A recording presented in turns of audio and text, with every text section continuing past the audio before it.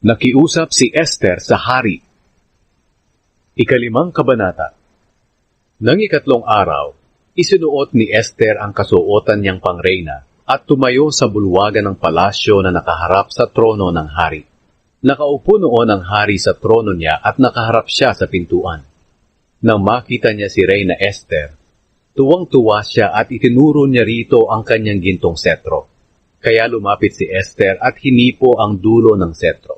Nagtanong ang hari sa kanya, "Ano ang kailangan mo, mahal na Reyna? Sabihin mo at ibibigay ko sa iyo, kahit ang kalahati ng kaharian ko." Sumagot si Esther, "Mahal na hari, kung ibig po ninyo, inaanyayahan ko po kayo at si Haman sa hapunang ihahanda ko para sa inyo." Sinabi ng hari sa mga alipin niya, "Tawagin ninyo si Haman para masunod namin ang nais ni Esther." Kaya pumunta agad ang hari at si Haman sa hapunang inihanda ni Esther.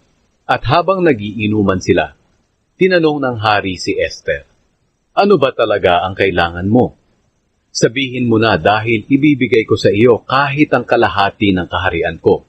Sumagot si Esther, "Ito po ang kahilingan ko, kung kalugod-lugod po ako sa inyo at gusto ninyong ibigay ang kahilingan ko.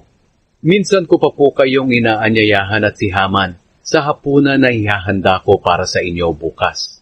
At saka ko po sasabihin ang kahilingan ko sa inyo." Nagplano si Haman na patayin si Mordecai.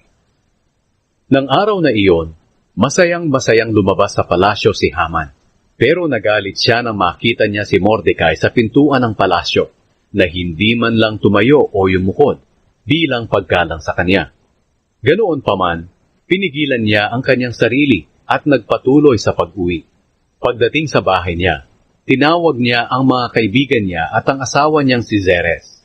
Ipinagmalaki niya sa kanila ang kayamanan at mga anak niya, ang lahat ng pagpaparangal sa kanya ng hari, pati na ang pagbibigay sa kanya ng pinakamataas na katungkulan sa lahat ng pinuno at sa iba pang mga lingkod ng hari. Sinabi pa niya, "Hindi lang iyon. Noong naghanda ng hapunan si Reyna Esther, ako lang ang inanyayahan niyang makasama ng hari.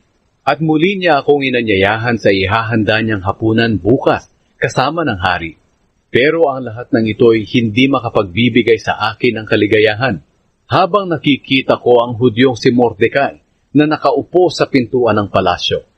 Sinabi sa kanya ng kanyang asawa at mga kaibigan, "Bakit hindi ka magpagawa ng matulis na kahoy na 75 talampakan ng taas?